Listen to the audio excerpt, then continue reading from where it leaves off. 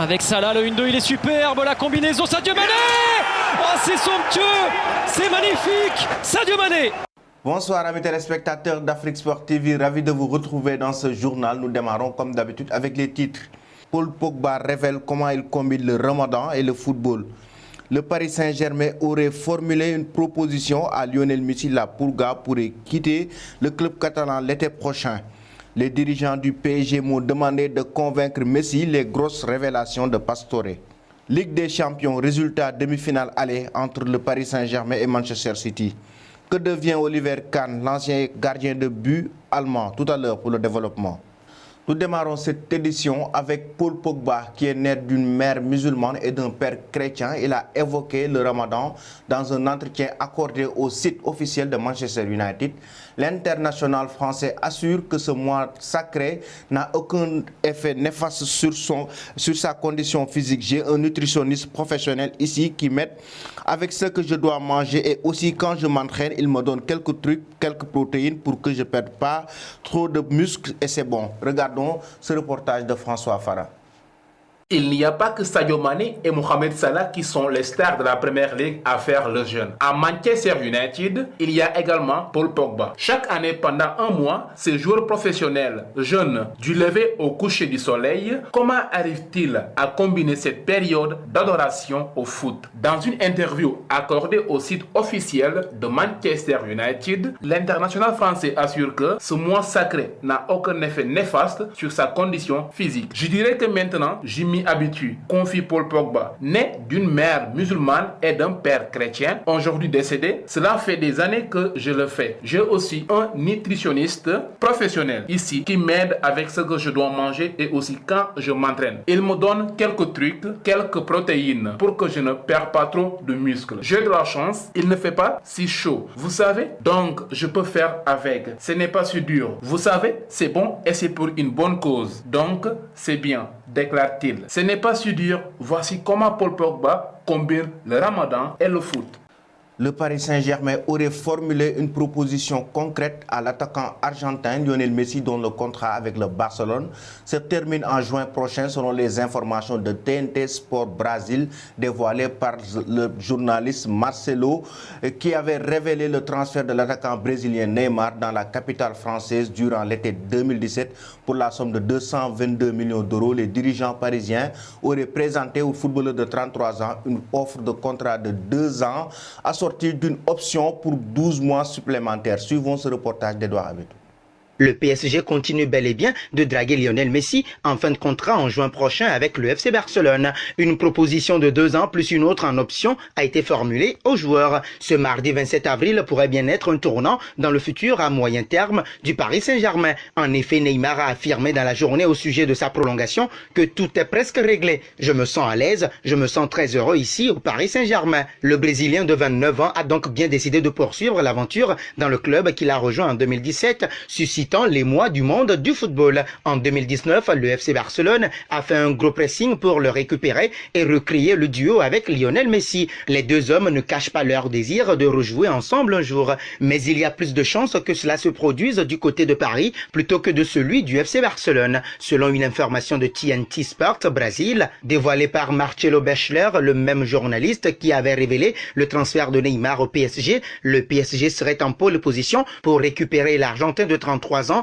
à l'issue de son contrat avec le Barça en juin prochain. L'offre du club de la capitale serait un contrat de 2 ans plus 1 an en option. Son parcours en Ligue des Champions la saison passée et cette saison prouve que le club a les épaules pour offrir de nouveaux titres prestigieux à la Pulga. Le PSG est confiant. La durée du contrat proposé par le PSG est la même que celle offerte par Juan Laporta, nouveau président du FC Barcelone, au numéro 10 catalan, comme l'avait expliqué ESPN il y a quelques jours. Mais Bechler assure que le PSG pense avoir formulé une offre imbattable. La confiance est donc clairement de mise côté parisien. Du côté du joueur, on se donnerait encore quelques semaines de réflexion. Engagé dans la course pour le titre en Liga, Messi se concentre sur les 6 derniers matchs à disputer en Liga. Ensuite, il sera temps de dévoiler sa décision, celle de rester l'homme d'un seul club, du moins en Europe, jusqu'à la fin de sa carrière, ou d'aller rejoindre Neymar et peut-être Mbappé pour former un nouveau trident magique capable de remporter la Ligue des Champions.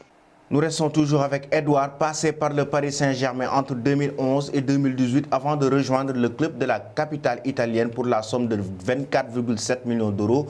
Pastore, le milieu de terrain offensif de 31 ans, a expliqué que l'intérêt du champion de France pour la Pulga n'est pas récent. Selon El Flaco, le Paris Saint-Germain s'est toujours positionné pour tenter un transfert du footballeur de 33 ans, même si le dossier n'a jamais abouti. Suivons ce reportage.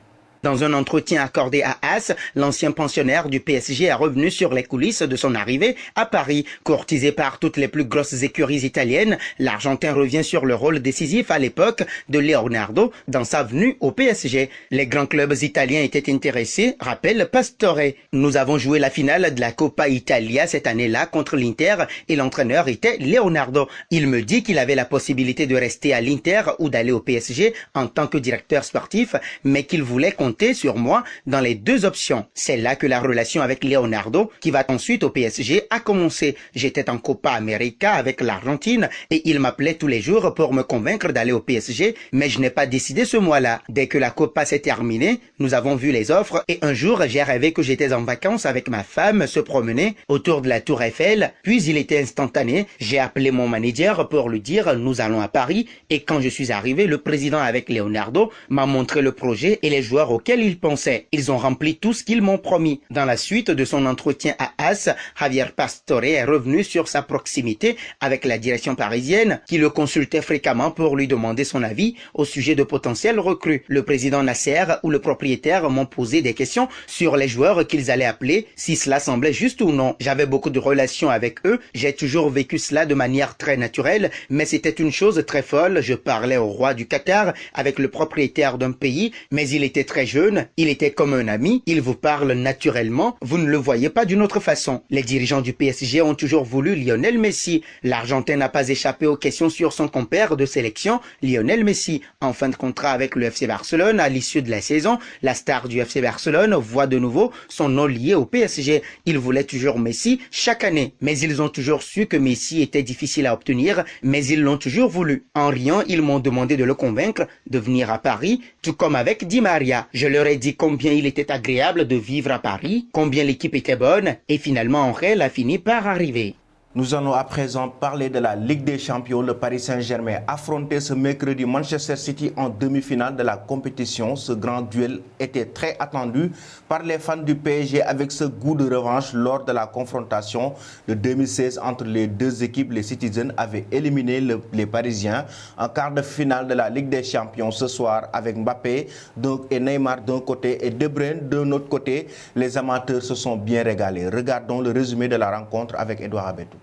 À l'issue d'une rencontre de haute facture, Manchester City a dominé le PSG au Parc des Princes lors de la demi-finale allée de la Ligue des Champions 2-1. Les hommes de Guardiola prennent une sérieuse option sur la qualification. Dès l'entame de match, le club anglais posait le pied sur le ballon en multipliant les passes. Mais c'est le Paris Saint-Germain qui se procurait les meilleures opportunités. Marquinhos ouvrait le score de la tête sur un corner tiré par Di Maria à la 15e. Derrière, les Sky Blues avaient du mal à retrouver leur jeu habituellement si fluide. Techniquement, le PSG proposait un match de très haut niveau. Seule une mauvaise relance de Navas, sauvée par Paredes, faisait passer une frayeur dans la surface parisienne. Quelques minutes avant, l'Argentin avait failli doubler la mise sur une nouvelle action sur corner. Avant la pause, City s'offrait tout de même une grosse occasion sur une frappe de Foden repoussée par Navas. Après la pause, le rapport de force s'était clairement inversé. Les Anglais montraient un tout autre visage avec un pressing très haut. Et ils seront récompensés sur un centre-tir de Kevin De Bruyne qui venait tromper Navas. Quelques minutes plus tard, Mahrez sur coup franc portait le coup de massue. Pour ne rien arranger aux affaires parisiennes, Gana Gueye se fait exclure sur un geste dangereux sur Gundogan, laissant son équipe à 10. De 1, le score n'a pas évolué et Manchester City prend une belle option pour composter son billet en finale. Comme nous l'avons annoncé en titre, nous allons parler de la vie après carrière d'Oliver Kahn, l'homme aux 21 saisons dans l'élite du football allemand, 8 titres de champion, une Ligue des champions et 4 participations à la Coupe du Monde. Bref, le portier allemand est un monument de superbes arrêts, de gestes de grande classe, une autorité sans pareil et des coups de sang légendaires. Olivier est un personnage atypique depuis qu'il a raccroché ses crampons. Le gardien de but allemand le plus titré de l'histoire a disparu des radars. Suivons sa vie après carrière avec Cheikh Mamoun. Le football est un sport qui se joue à 11 contre 11 et à la fin, c'est l'Allemagne qui gagne. La Mannschaft fait partie des superpuissances mondiales de l'histoire du football. Nombreux sont les Allemands qui ont marqué l'histoire de ce sport au point de figurer au rang de légende. Et comment parler de légende allemande sans évoquer le sulfureux Olivier Kahn? En termes de palmarès, ces chiffres donnent le tournis. Kahn, c'est 21 saisons dans l'élite du football allemand, 8 titres de champion, une Ligue des champions et 4 participations à la Coupe du Monde. Bref, le portier allemand est un monument de superbes arrêts, de gestes de grande classe, une autorité sans pareil et des coups de sang légendaires. Olivier est un personnage atypique. Depuis qu'il a raccroché les crampons, le gardien de but allemand le plus titré de l'histoire a disparu des radars. Afrique Sport a retrouvé la trace du géant. Olivier Kahn démarre assez timidement au centre de formation de sa ville natale. Ses performances sont loin d'être époustouflantes, mais il fait quand même ses débuts à Bundesliga en 1987. Entre-temps, le Bayern se l'offre pour environ 2,5 millions d'euros, record pour un gardien de but à l'époque. Et là, c'est le déclic, des arrêts de haute qualité. Le dernier rempart se révèle et aligne les partitions de haute facture. Et naturellement, les titres suivent. Ainsi, les portes de la Nationalmannschaft s'ouvrent pour King Kane, comme on le surnomme. La suite appartient désormais à l'histoire. Un soir de mai 2008, il raccroche les crampons après une victoire 4-1 du Bayern, remportant un dernier titre de champion. Après son retrait des prêts, il n'a pas attendu longtemps. À la fin de sa carrière, il passe ses diplômes d'entraîneur en 2010. Cependant, il n'a pas eu à diriger une équipe et songe plutôt à se hisser au sein de l'organigramme du club bavarois. Récemment, le patron du Bayern a confirmé que l'ancienne gloire lui succédera à la tête du club bavarois lorsqu'il quittera ses fonctions. L'idée est que Oli Kahn me succède et que je lui facilite sa prise de fonction. Le dernier rempart est sans nul doute un des plus grands portiers que ce sport ait connu. Désormais, une place de patron d'équipe l'attend au chaud. Le 30 août 2019, Olivier Kahn a été d'ailleurs nommé au conseil d'administration du Bayern de Munich pour, en 2022, succéder à Karl-Heinz Rummenigge au poste de président du conseil exécutif. Sa montée en compétence dans l'organigramme se confirme avec son accès au directoire du club en janvier 2020.